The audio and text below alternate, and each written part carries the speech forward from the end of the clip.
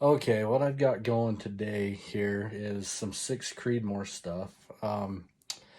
Kaysen worked on some Nosler brass for his Creedmoor and he had a lot of trouble with it. And so I've got 100 rounds of new Nosler brass here and I'm going to go ahead and go through and see what happens. We'll do a little test with it against the Hornady stuff.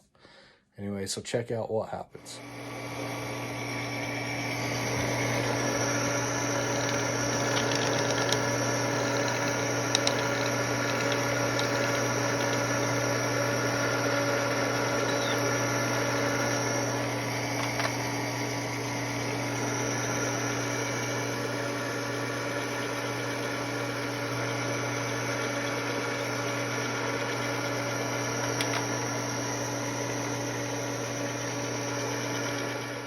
Okay, so I went through and sized up this brass and noticed a few things. First of all, it for new brass, it actually sized quite a bit, which I'm not used to seeing on brand new non-fired brass.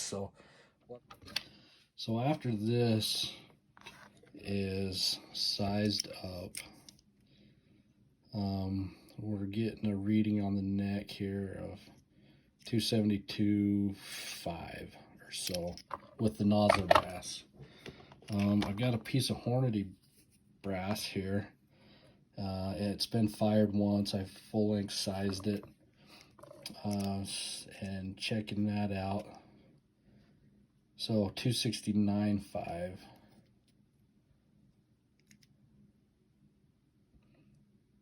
Or so is where we're getting a reading on that. So the neck is quite a bit thicker. We'll do a little test and we'll see what kind of difference that makes. So I run the Hornady brass the rest of the way through the process and loaded it.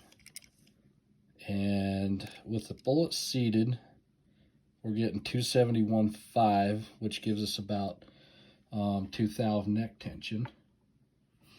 So I run a piece of the Nosler with the thicker brass all the way through the process.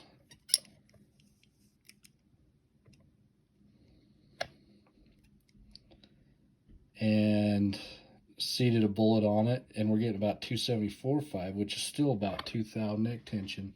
So neck tension is pretty similar on these two. I'm going to go ahead and load up a sample of the Nosler stuff, and then we'll go shoot them and see if we can tell if there's any difference at all in the thicker neck.